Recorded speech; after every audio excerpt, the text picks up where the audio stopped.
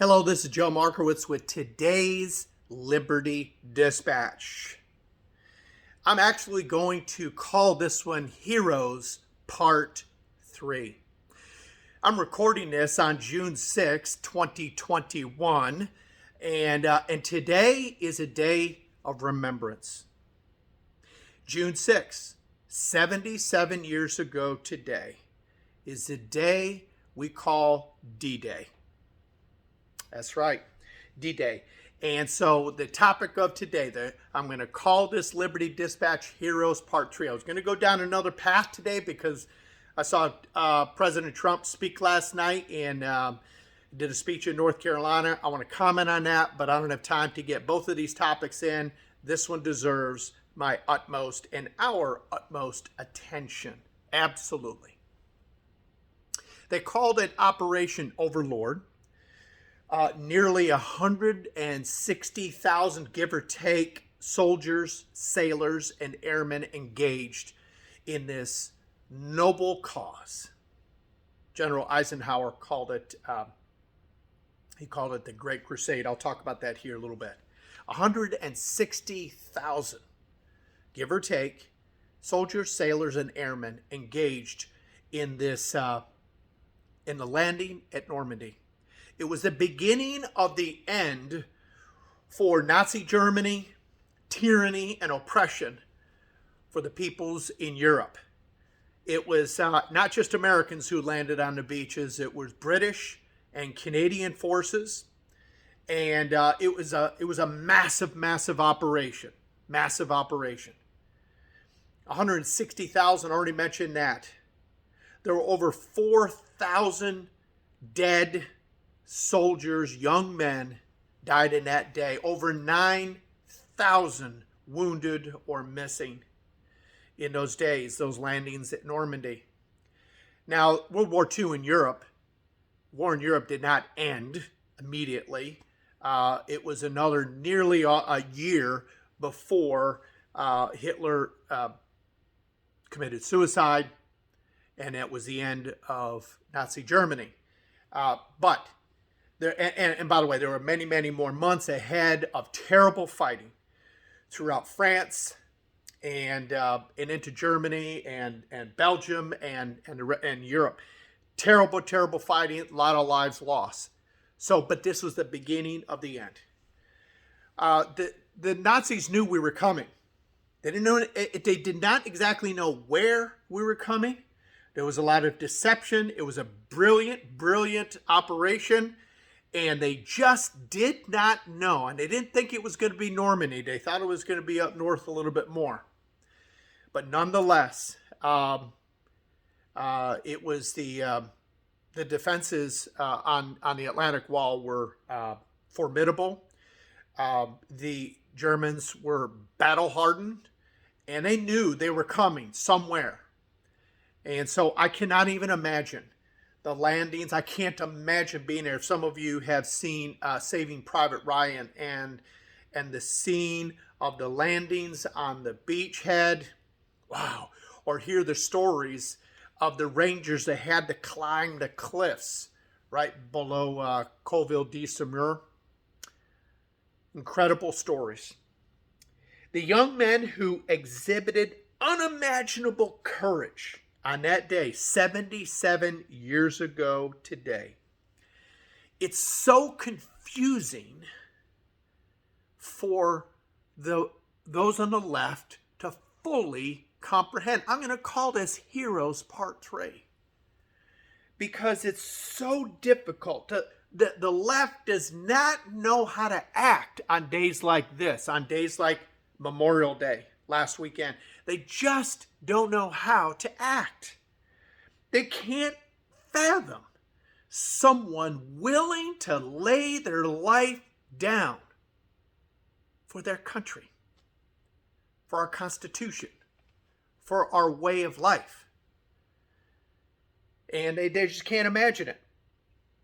You know, you wonder because you think about if Normandy happened today, with the degree of political correctness and wokeness in our culture, in our society, in our military now being infecting our military. You wonder if Normandy happened today, would there have been riots and demonstrations, protests, if there was not enough diversity in all those young men that landed on the beaches under hellfire and combat? Many of them bled and died right on those beaches. And I'll just say this, would there have been lawsuits? Would there have been all kind of hearings if when we went into battle carrying an American flag that the pride flag wasn't right next to it? And I know somebody are like, ho, Joe, now you're getting into it. What is this all about? What is this all about? Well, I just think, it's hard for me to fathom that President Biden had ordered pride flags raised in every one of our embassies today and given equal prominence to our flag, the American flag. It's just wrong. It's just plain wrong. It's political correctness gone amok. Would there have been protest on Iwo Jima in the Pacific if those Marines, as they raised at the top of Mount Suribachi, the liberation of that small island, which, by the way, it took, 45 days, give or take, to try to take this little 5-mile piece of land in the middle of the Pacific, because it was a very strategically placed island in between Guam and the Japanese mainland.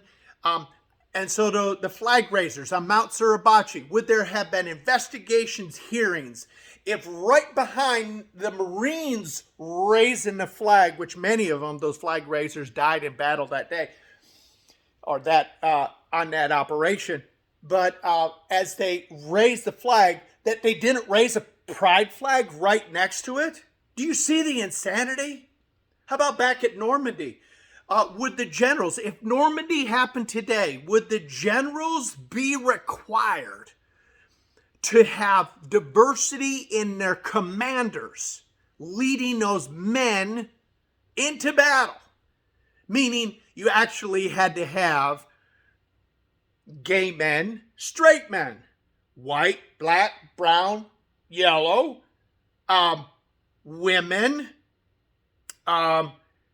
Muslims, Jews, Catholics, that you would have had to have a certain number of transgender commanders.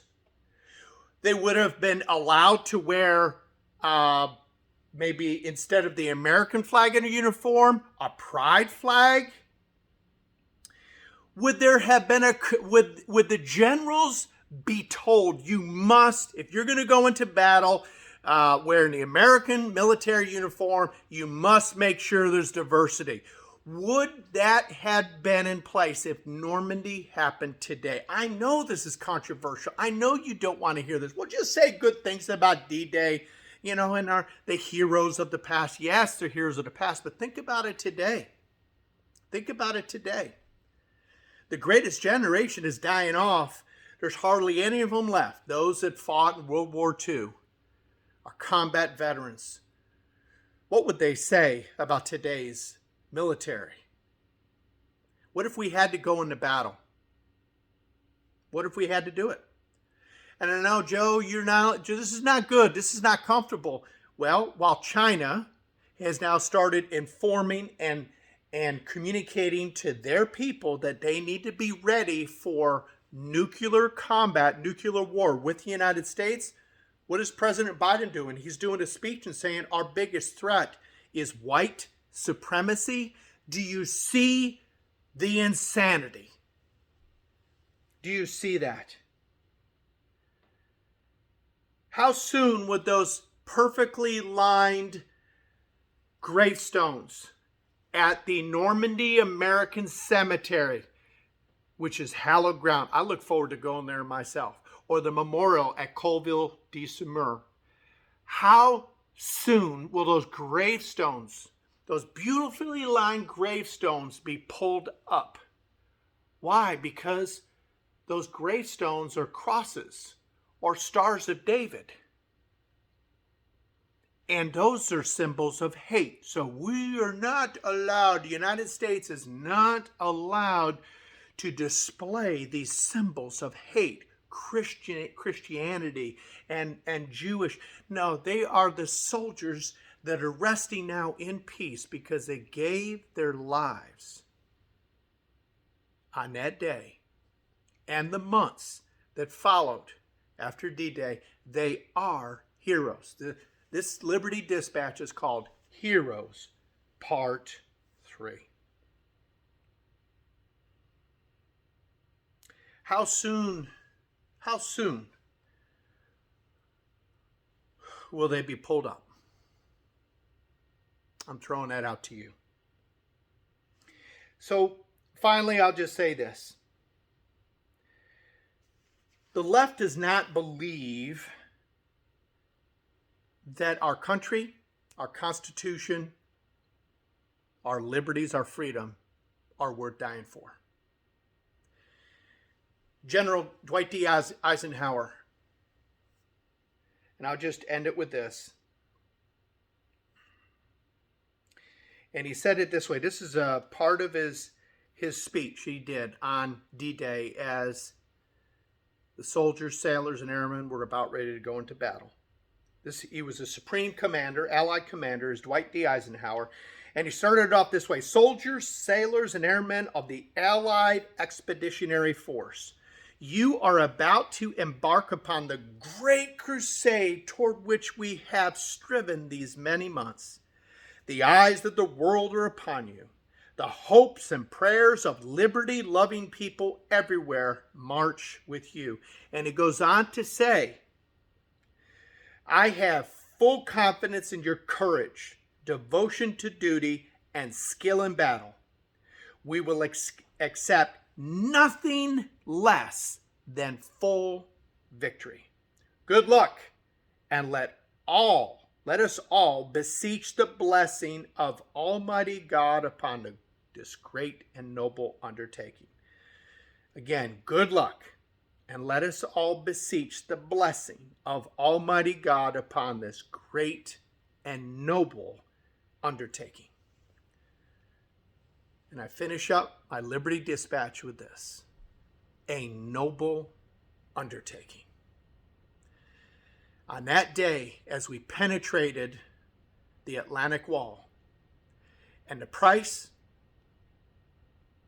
over 4,000 dead, over 9,000 wounded and missing, just to begin. And then the next several months, as they move towards Berlin, a noble undertaking. And I'll ask you this. To the ones on the left, to ones who do not fully understand or cannot fathom why anyone would want to die for this country, I wonder what their noble undertaking would be. I don't think they have any except one. Except for one. And that is a noble undertaking for power and greed. God help us. This is my Liberty Dispatch on D-Day 2021. As we remember and honor our heroes, this Liberty Dispatch called Heroes, Part 3. Oh, I got to say one more thing. All right. Hey, in about 2 weeks, we're going to be releasing a couple of new caps in here. Very excited about this. Made in USA. Production plants right here. Very excited about this one. Live free on this stealth camo, this dark camo cap. Very excited. Made in America. All of ours. And 2 of them great caps coming out here very, very soon. Keep an eye on it. So until next time, love you guys. This is your Liberty Dispatch.